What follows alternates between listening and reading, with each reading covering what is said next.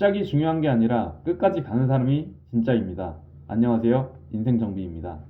오늘은 자기계발 독서 기록 9일차 그리고 돈의 심리학의 마지막 이야기 제 20장을 읽는 날입니다. 딱 9일 전까지만 해도 이 책을 언젠간 읽어야지 하며 책장에 꽂아만 뒀습니다. 그런데 단 10분씩 꾸준히 읽다 보니 오늘 이 책의 마지막 장을 넘기게 됐습니다. 진짜 벅차고 스스로가 자랑스럽습니다. 오늘도 함께 읽으면서 끝까지 가는 힘 함께 느껴보면 좋겠습니다. 장기적인 성공은 꾸준함이 유일한 비결이다. 워렌 버핏이 한 명언입니다. 워렌 버핏은 한 방을 노리지 않았어요. 그는 무조건 꾸준함으로 승부했습니다. 그리고 저도 지금 그 꾸준함으로 이 힘을 진짜 처음으로 제대로 써보고 있습니다. 책 한 권을 끝까지 읽는 이 감정 경험해 보신 분들은 알 거예요. 오늘 이 영상이 여러분에게 그 출발점이 됐으면 좋겠습니다. 독서를 시작해 보겠습니다. 나의 투자 이야기. 나는 부자가 되려고 했던 것은 아니다. 나는 그저 독립성을 갖고 싶었다. 컨설팅 그룹 퍼스트 맨해튼을 설립한 억만장자 샌디 고츠먼은 투자팀에 입사 지원한 사람의 면접을 볼 때 다음 질문을 했다고 한다. 당신은 무엇을 소유하고 있는가? 왜 그것을 소유하는가? 어느 주식이 싸다고 생각하는가? 혹은 어느 쪽 경제가 침체를 앞두고 있는가? 가 아니었다. 당신이 당신 돈으로 무엇을 하고 있는지 보여달라. 그뿐이었다. 내가 이 질문을 좋아하는 이유는 말이 되는 것, 남들이 나에게 제안하는 내용과 직감적으로 옳다고 생각하는 것, 남들이 실제로 하는 행동이 크게 다를 수 있음을 잘 보여주기 때문이다.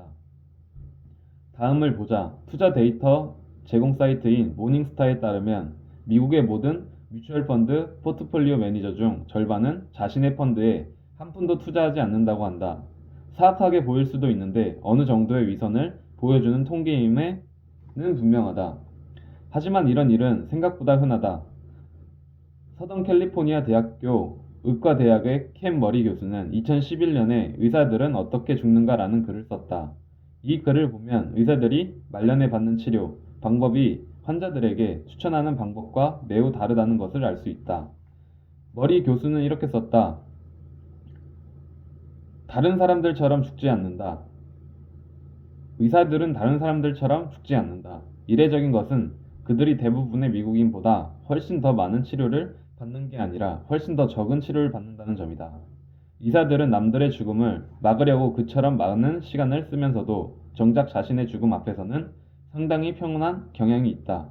의사들은 정확히 어떤 일이 벌어질지 알고 어떤 선택들이 있는지 알며 대체로 자신이 원하는 치료법은 무엇인지 이용할 수 있다. 그러나 조용히 떠난다. 암 환자에게는 할 수 있는 온갖 치료법을 동원하는 의사도 정작 자기 자신을 위해서는 그저 고통 완화 처치를 선택한다.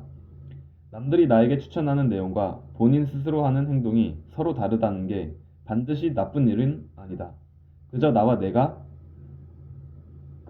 내 가족에게 영향을 미치는 복잡하고 정서적인 문제를 다룰 때 정답은 없다는 점을 강조해 줄 뿐이다.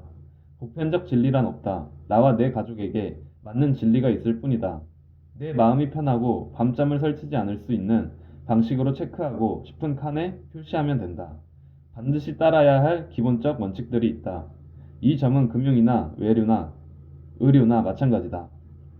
그러나 스프레드시트나 교과서를 보면서 중요한 재무 결정을 내리지는 않는다. 중요한 재무 결정은 저녁 식탁에서 이루어진다. 종종 수익률을 극대화하려는 의도가 아니라 배우자나 자녀가 실망할 가능성을 최소화하려는 의도로 내려진다. 이런 것들은 도표나 공식으로 요약하기가 어려우며 사람에 따라 크게 차이가 난다. 누군가에게는 옳은 것이 다른 사람에게는 틀린 것일 수 있다.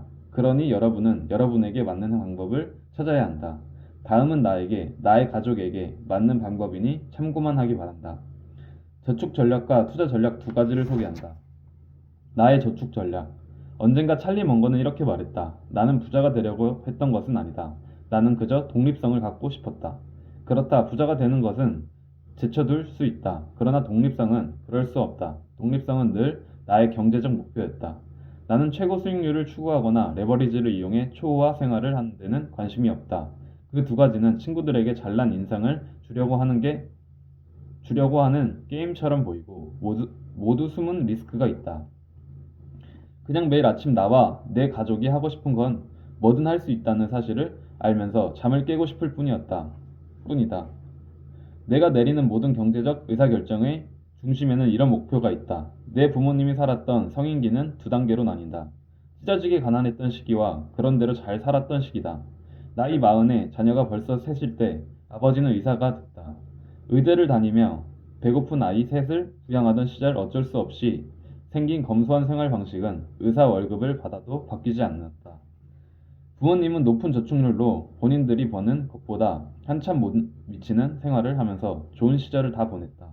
그리고 그 덕분에 어느 정도의 독립성을 얻었다. 아버지는 응급실 의사였는데 내가 상상할 수 있는 직업 중 가장 큰 스트레스를 받으면서 주 야간 교대 근무를 서느라 힘든 시간을 보냈다. 그렇게 20년을 보낸 후 아버지는 그만하면 됐노라 결심했고 일을 그만두셨다. 그리고 당신 인생의 다음 단계로 넘어갔다. 이 일은 늘 내 마음에 남았다. 언제든 준비가 되었을 때 어느 날 아침에 일어나 내 뜻대로 내가 하는 일을 바꿀 수 있는 능력이야말로 모든 경제적 목표의 어머니 같아 보였다. 나에게 독립성이란 일을 그만둔다는 뜻이 아니다. 원할 때 원하는 동안 좋아하는 사람들과 함께 좋아하는 일을 한다는 뜻이다. 그리고 어느 정도 독립성을 얻는 데는 의사 월급이 필요하지 않다. 중요한 것은 기대치를 낮추고 내가 가진 것보다 낮은 수준의 생활을 하는 것이다. 소득 수준이 어떻든 상관없이 독립을 좌우하는 것은 저축률이다. 그리고 소득이 일정 수준 이상일 때 저축률을 좌우하는 것은 생활 양식에 대한 기대치를 낮추는 것이다. 아내와 나는 대학 시절에 만나 오랫동안 함께 살다가 결혼했다. 졸업 후에는 둘 다 신입사원으로 그 수준이 월급을 받았고 절제된 생활 양식에 적응했다. 생활 양식은 모두 정도의 차이다. 누군가에게는 그런대로 괜찮은 것이 누군가에게는 왕족 같은 수도 있고 빈곤일 수도 있다. 우리 소득 수준에서 그런대로 괜찮은 아파트, 괜찮은 자동차, 괜찮은 옷, 괜찮은 음식이라고 생각하는 것들을 가졌다. 편안하지만 고급과는 거리가 먼 것들이었다. 10년 이상 월급이 올랐지만 나는 금융 분야, 아내는 의료 분야, 이후 우리는 대략 그 수준의 생활 양식에 머물러 있다. 그 결과 저축률은 계속해서 높아졌다. 인상된 월급은 사실상 마지막 한 푼까지 저축했고, 즉 우리의 독립자금으로 쌓였다. 지금의 우리는 가진 것보다 한참 낮은 수준의 생활을 하고 있다. 남들은 우리 부부의 소득은 잘 모르겠지만 우리가 20대 때 정한 생활 양식을 유지한다는 것은 알 수 있을 것이다. 우리 가족의 재무 계획 중 자랑스러운 부분이 있다면 젊은 나이에 세워놓은 생활 양식 욕구에 대한 골대를 옮기지 않았다는 사실이다. 우리 가족의 저축률은 상당히 높은 편이지만 지나치게 아낀다는 느낌은 들지 않는다. 욕구가 크게 바뀌지 않았기 때문이다. 우리라고 해서 욕구가 없는 것은 아니다. 우리도 근사한 물건을 좋아하고 편안하게 살고 싶다. 다만 골대를 더 이상 옮기지 않을 뿐이다. 이게 모든 사람에게 효과적이진 않다. 우리 가족에게 효과가 있을 뿐이다. 왜냐하면 서로 똑같이 여기에 동의했기 때문이다. 우리 부부 누구도 상대를 위해 양보하지 않았다. 그리고 우리가 기쁨을 느끼는 일들, 산책, 독서, 팟캐스트는 비용이 거의 들지 않기 때문에 뭔가 놓치고 있다는 기분도 별로 들지 않는다. 가끔 나는 우리 가족 저축률에 대해 의문을 품다가도 내 부모님이 많은 저축을 통해 독립성을 확보한 일을 떠올리고는 금세 마음을 가다듬는다. 역시나 독립성이 우리 가족에게는 최고의 목표이기 때문이다. 실제 내가 누릴 수 있는 것보다 낮은 수준의 생활 양식을 유지할 때의 두 번째 혜택은 주위 사람들에게 뒤처지면 안 된다는 끝없는 심리적 압박을 피할 수 있다는 점이다. 더 많은 것에 대한 욕구 없이 내 능력보다 낮은 수준에서 편안하게 살면 현대 선진국에서 사는 많은 이들이 굴복하고 많은 사회적 압박을 덜어낼 수 있다. 나심 탈레브는 이를 두고 이렇게 설명했다. 진정한 성공이란 극심한 경쟁의 쳇바퀴에서 빠져나와 내 활동을 마음의 평화에 맞추는 것이다. 마음에 쏙 드는 말이다. 지금까지 나는 독립성에 워낙 초점을 맞춘 나머지 이론상으로 따지면 말이 안 되는 결정을 여럿 내렸다. 나는 대출 없이 집을 샀다. 금융과 관련해 지금까지 내린 최악의 결정이지만 돈 문제와 관련해 내린 최고의 결정이기도 하다.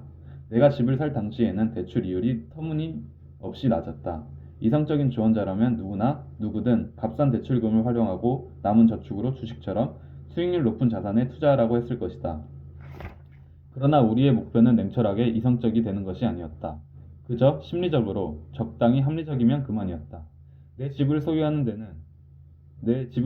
데서 오는 독립적인 기분은 내가 값싼 대출을 이용해 자산을 늘렸을 때 얻을 이득을 훨씬 능가한다.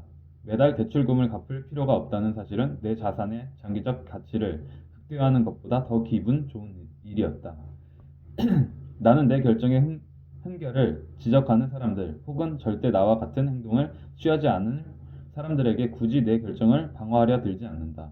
이론상으로 따지면 방어할 수가 없는 결정이다.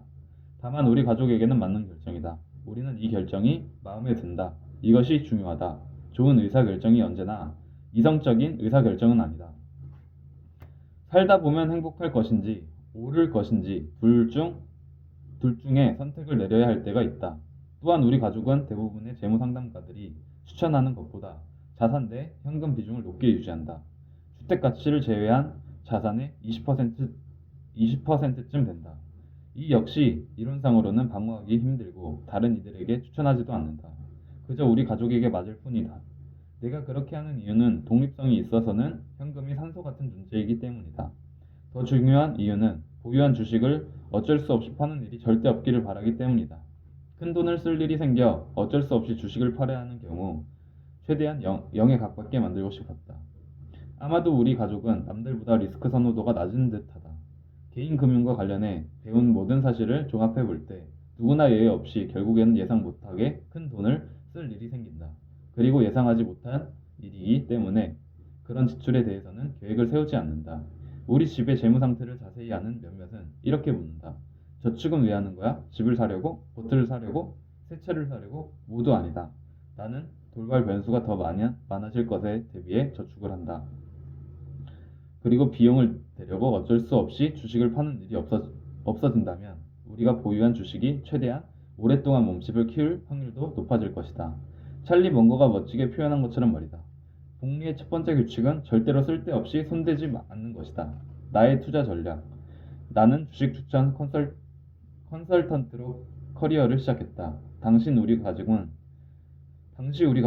개별 주식밖에 보유하지 않았다. 대부분이 버크셔 해서웨이나 P&G 같은 대형주였고 내가 가치 투자라고 생각한 중소형 주가 일부 섞여 있었다.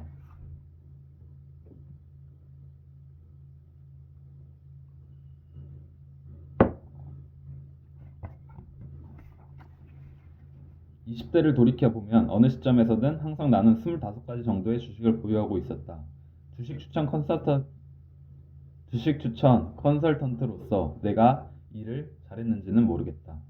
시장 수익률보다 높은 수익률을 냈을까? 확실하지는 않다. 그러려고 노력하는 대부분의 사람들처럼 나도 성적이 좋지는 않았다.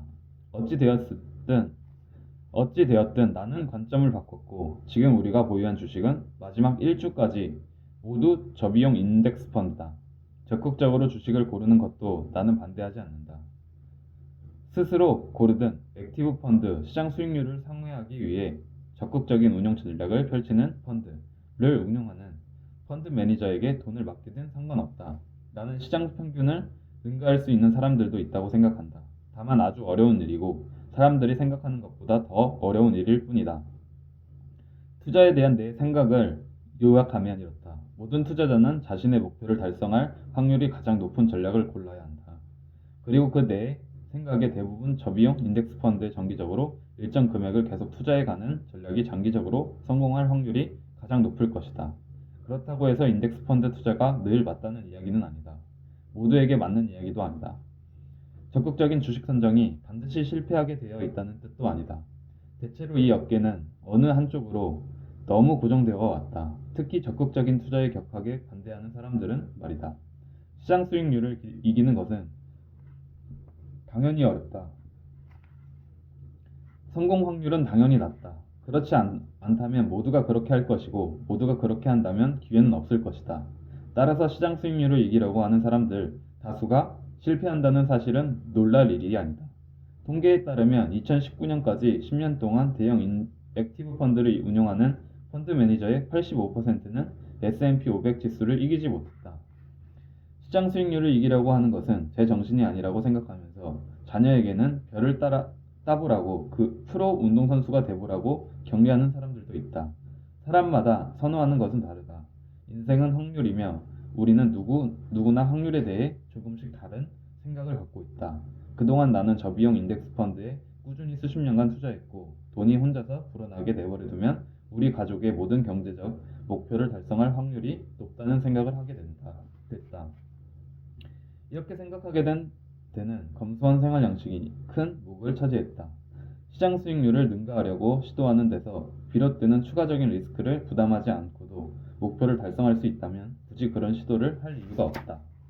나는 세계 최고의 투자자가 될 필요는 없지만 그렇다고 해서 형편없는 투자자가 돼서는 곤란하다. 그렇게 생각하니 인덱스 펀드를 가지고 있기로 한 것이 우리 가족에게는 아주 쉬운 결정이었다. 모든 사람이 이런 논리에 동의하지는 않을 것이다. 특히나 시장 수익률을 이기는 것이 직업인 내 친구들은 말이다. 나는 친구들이 하는 일을 존중하지만 우리 가족에게는 이게 맞다. 나는 수입이 생길 때마다 인덱스 펀드에 투자한다. 미국 주식과 해외 주식이 섞여 있다. 정해진 목표 금액은 없다. 뭐가 되었든 쓰고 남은 돈을 투자한다. 나는 동일한 펀드에 은퇴 자금을 최대치까지 투자하고 아이들을 위해 세제 혜택을 받는 학자금 저축에 일정액을 적립한다. 대략 이렇다. 사실상 우리 가족의 순자산은 집, 체크 계좌, 뱅가드 인덱스 펀드 몇 가지가 전부다. 우리 가족에게는 이 이상 복잡할 필요가 없다. 투자에 대한 나의 깊은 신념 중 하나는 이것이다. 투자 노력과 투자 결과 사이에는 상관성이 거의 없다. 그 이유는 꼬리 사건들이 세상을 좌우하기 때문이다. 몇 가지 변수가 결과의 대부분을 책임진다. 당신이 투자에 아무리 많은 노력을 기울여도 당신의 전략을 크게 좌우할 두세 가지를 놓치면 좋은 결과를 얻지 못할 것이다. 그 반대도 마찬가지다. 전략이 성공하는데 중요한 몇 가지가 확실히 포함된다면 간단한 투자 전략으로도 훌륭한 성과를 낼 수 있다. 나의 투자 전략은 투자 대상을 잘 선택하거나 다음번 경기 침체 시기를 잘 포착하는 것과는 상관없다. 그저 높은 저축률과 인내심, 세계 경제가 향후 수십 년간 가치를 창출할 거라는 낙관적 시각에 의존한다. 투자를 위한 노력의 사실상 거의 전부를 이 세 가지를 생각하는데 쏟고 있다. 특히 내가 통제할 수 있는 앞 두 가지, 저축률과 인내심에서 말이다. 나는 과거에 투자 전략을 바꾼 적이 있다. 그러니 앞으로도 당연히 투자 전략을 바꿀 가능성이 있다. 하지만 저축이나 투자 방법이야 어떻게 바뀌든 목표는 항상 독립성일 것이며 밤에 깊이 잠들 수 있는 방법을 택할 거라고 확신한다. 이것이 나의 최종 목표다. 돈의 심리학에 통달하는 것 말이다. 그러나 사람마다 생각은 다르다. 그리고 미친 사람은 아무도 없다.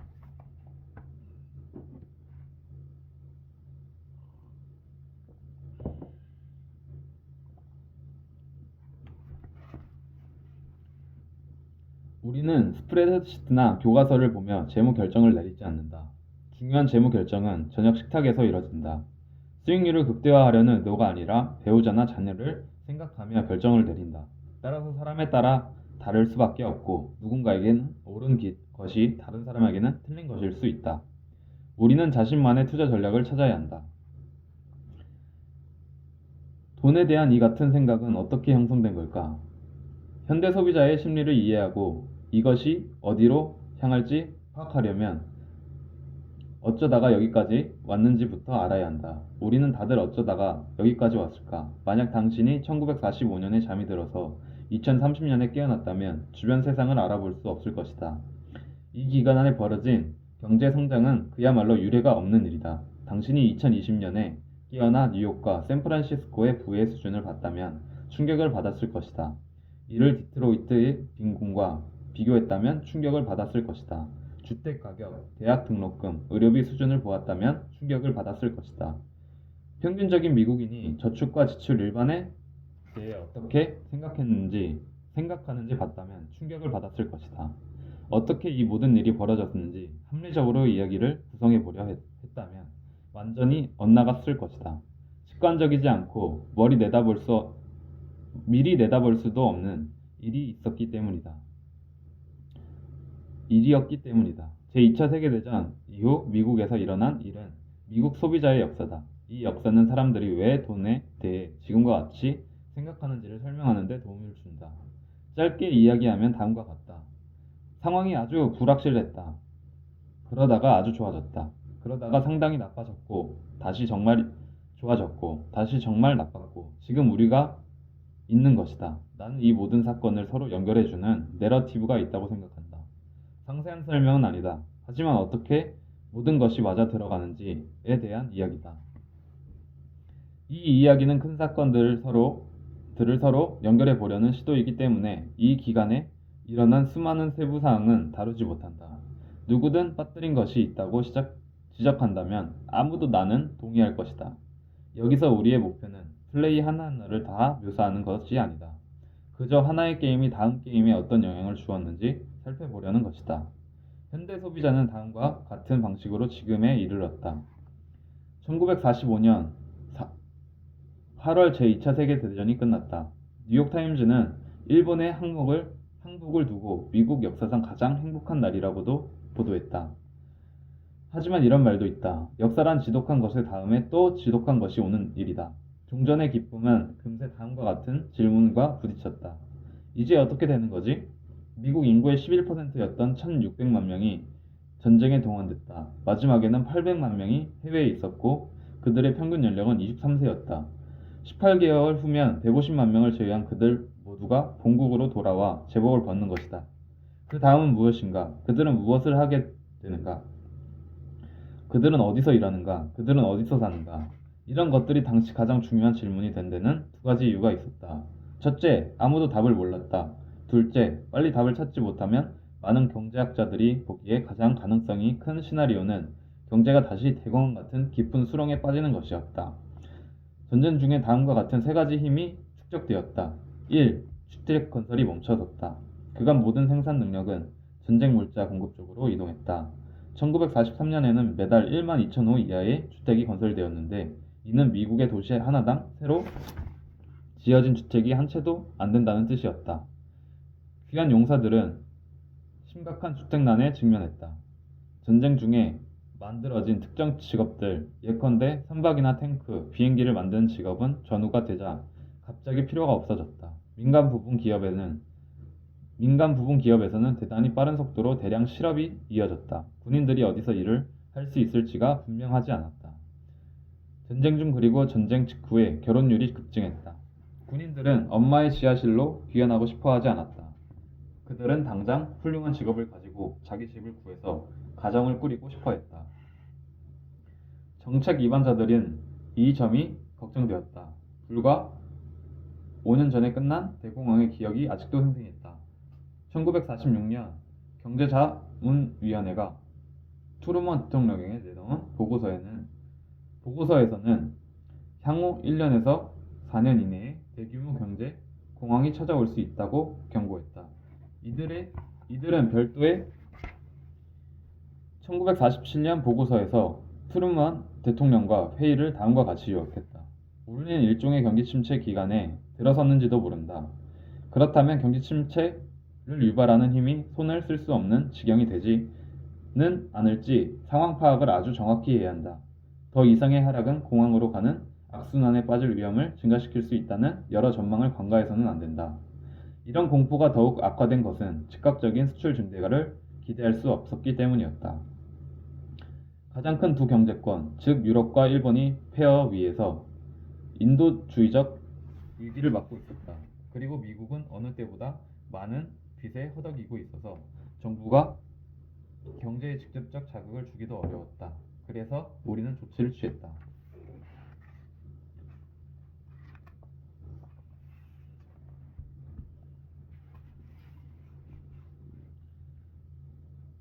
저금리는 유지되었고 소비자 신용 시대가 열렸다. 전후 경제가 침몰하는 것을 막기 위해 가장 먼저 한 일은 낮은 금리를 유지하는 것이었다. 쉬운 결정은 아니었다.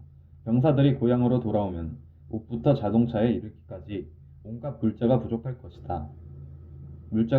것이고 일시적으로 두 자릿수 인플레이션을 유발할 수 있기 때문이다. 1951년 전까지는 연방준비제도 이사회가 정치적으로 독립한 상태가 아니었기 때문에 대통령과 이사회는 정책 협조를 이룰 수 있었다.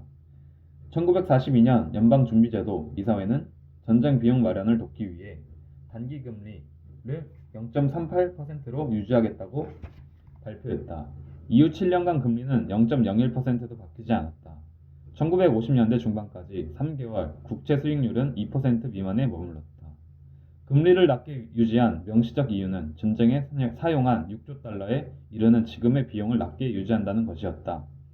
그러나 저 금리는 귀한 군인들을 위해 또 하나의 역할을 했다. 주택과 자동차, 장비, 물건 등을 정말로 싸게 빌릴 수 있게 해주었다. 극도로 긴장한 정책 이반자들의 시각에서 보면 이는 아주 좋은 일이었다. 제2차 세계대전이 끝난 이후 소비는 노골적인 경제 전략이 됐다. 전쟁 자금을 대기 위해 전략과 저축을 하던 시대는 금세 지출을 적극적으로 홍보하는 시대로 변모했다. 프린스턴 대학교 역사학자 셀런 게러는 아래와 같이 쓰고 있다. 1945년 이후 다시 미국은 저축을 홍보하던 유럽 및 동아시아 패턴과는 다른 길을 갔다. 정치가, 비즈니스맨, 노동조합 리더 모두 경제를 성장을 견인하기 위해 미국인들에게 소비와 지출을 권장했다. 두 가지가 동력이 되었다. 하나는 유리없는 주택담보대출, 기회를 제공한 제대군인 원호법이었다. 1600만 명의 참전용사들은 계약금 한 푼 없이 첫 해 이자도 없이 집을 살 수 있었다. 고정금리가 어찌나 낮은지 매달 대출 상환금이 주택 임차비보다 낮기도 했다. 다른 하나는 대공황 시절 규제 완화로 인한 소비자 신용의 폭발적 증가였다. 1950년에 최초의 신용카드가 도입됐다. 백화점 카드, 신용할부, 신용대출, 소액대출 등등 온갖 것들이 본격 유행을 탔다. 그리고 당시에는 신용카드를 비롯해 모든 채무의 이자가 세금 공제를 받았다. 달콤했다. 그래서 우리는 과식을 했다. 간단한 이야기를 간단한 표로 나타내면 아래와 같다. 1945년도 294억 달러 미국의 총 가계부채. 1955년 1257억 달러 1965년 3312억 달러 1950년대의 가계부채는 2000년대 부채 남발 기간보다 1.5배나 빠르게 성장했다. 수요는 폭발했고 값싼 소비자 신용으로 경제 호황이 도래했다. 1930년대는 미국 역사에서 경제적으로 가장 힘든 10년간이었다. 그런데 10년이 걸려서야 눈치챘지만 희망이 하나 있기는 했다.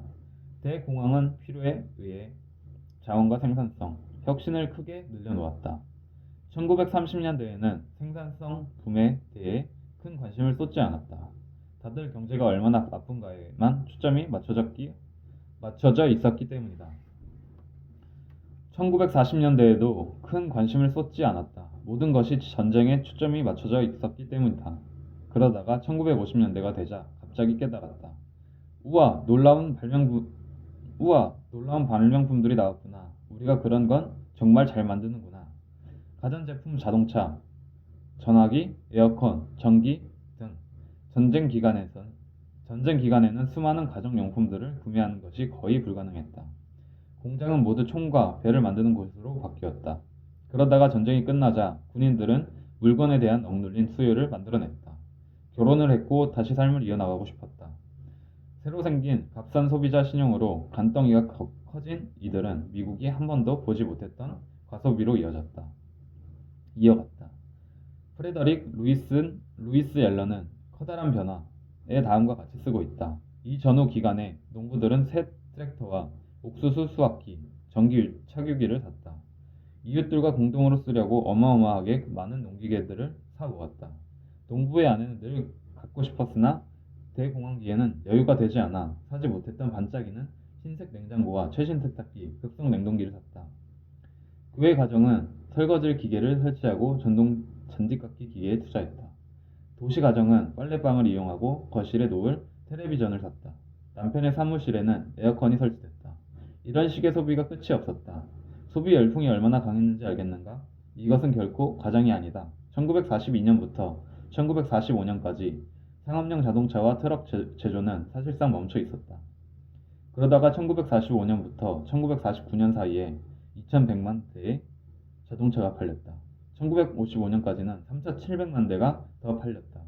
1940년에서 1945년 사이에 지어진 주택은 200만 호가 채 되지 않았다. 그러다가 1945년부터 50년 사이에 700만 호가 지어졌고 1955년까지는 다시 800만 호가 더 지어졌다. 물건에 대한 억눌린 수요에 물건들을 만들 수 있는 새로운 능력까지 생기면서 귀한 병사들은 다시 일을 할 수 있게 됐다. 그것도 아주 좋은 일자리였다. 여기에 소비가 신용이 더해지면서 미국의 소비 여력은 폭발적으로 증가했다. 1951년 연방준비제도 이사회는 트루만 대통령에게 다음과 같이 보고했다. 1950년까지 총 소비 지출과 주택 건설을 합하면 약 2030억 달러에 이르며 이는 1944년보다 40% 증가한 수치이다. 이 많은 군인들이 전쟁 후에 뭘 할 것인가? 라는 질문에 대한 답이 나왔다. 그들은 새로운 물건을 만드는 일로 벌어들인 돈과 값싸게 빌려주는 돈을 가지고 물건을 살 예정이었다. 부가 그 어느 때보다 평등하게 공유되었다. 1950년대 경제의 결정적인 특징은 가난한 사람들을 덜 가난하게 만들면서 나라가 부유해진 것이었다. 평균 임금은 1940년에서 1948년 사이에 2배가 됐고 다시 1963년까지는 2배가 됐다. 이렇게 늘어난 임금은 이전 수십 년간 뒤처져 있던 이들에게 집중됐다. 부자와 가난한 사람 사이의 격차가 이례적일 만큼 좁아졌다. 루이스 옐런은 1955년에 다음과 같이 썼다. 경제적으로 엄청나게 앞서가던 부유한 일들과의 격차가 상당 부분 줄어들었다. 집단 단위로 보았을 때 가장 선전한 것은 산업 노동자들이었다. 예컨대 이전에는 2,500달러로 살던 철강 노동자 가족은 이제 4,500달러를 받고 있고 이전에 3,000달러를 받던 고성능 기계고 가족은 이제 연간 5,500달러 이상을 쓸 수 있다. 대략 16,000달러 이상 집단이라고 분류할 수 있는 최상위 1%, 즉 정말로 잘 살고 부유한 이들을 보면 세후 총 국민 소득에서 하는 비율이 1945년까지 13%에서 7%로 내려왔다.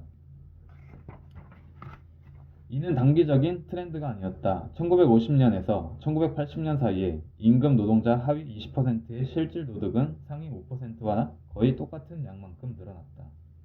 평등은 임금에만 적용되지 않았다. 직장을 갖는 여성의 수가 기록적으로 늘어났다. 여성의 노동 참가율은 전후 38%에서 1955년 37%, 1965년 40%까지 증가했다. 소수 집단도 혜택을 보았다. 1945년 취임식 이후 영부인 엘러 루즈벨트는 어느 흑인 기자가 자신에게 다음과 같이 말했다고 썼다. 12년간 무슨 일이 있었는지 아세요? 1933년 환영파티의 오늘처럼 유색 인종이 섞여 있었다면 온 나라 신문에 보도가 되었겠지요. 지금은 그게 뉴스라고 생각조차 하지 않으니 아무도 언급하지 않을 거예요. 물론 여성과 소수 집단의 권리는 오늘날에 비하면 여전히 형편없었다. 그러나 1940년대 말과 1950년대 진행된 평등을 향한 진보는 유례가 없는 일이었다. 오늘의 독서는 여기까지 하겠습니다. 책을 다 읽을 줄 알았는데 시간이 빨리 지나가네요. 또 몇 페이지 안 남긴 했지만 제가 출근을 해야 되기 때문에 이거는 내일 마무리 짓도록 하겠습니다. 이 돈의 심리학 20장의 나의 투자 이야기를 읽고 느낀 점. 저자는 이 투자 이야기조차 남들과 비교하지 말고 자신이 이제 가족들과 함께해서 이제 독립적으로 가족과 보내는 시간, 내가 원하는 시간대에 보내고 싶은 사람들에게 다 같이 그렇게 자유롭게 할 수 있는 그 독립적인 생활을 중심적으로 투자를 했습니다. 그래서 저도 비롯해서 뭐 그런 느낌을 많이 받는 것 같습니다. 저도 제 시간을 갖고 제가 좋아하는 사람, 나의 가족, 이제 나의 건강, 나의 취미 생활을 위해서 뭔가 시간을 자유롭게 쓸 수 있고 돈은 뭐 그렇게 부유하게 쓸 수 있진 않지만 아무래도 소비를 좀 줄이다 보면 경제적 자유라는 것을 좀 더 빨리 당겨오지 않을까 생각을 합니다. 그래서 이번에 중요한 것은 나 자신을 믿고 나 자신을 알고 남들과 비교하지 않으며 거기에 따라가려 하지 않으면 그만큼 충분한 가치가 있다고 생각을 합니다. 그래서 마지막으로 이제 내일 같은 경우에는 왕권을 하고 다른 책을 읽어보려고 합니다. 제가 이렇게 꾸준함으로 이렇게 독서를 계속 할 수 있었으면 좋겠습니다. 감사합니다.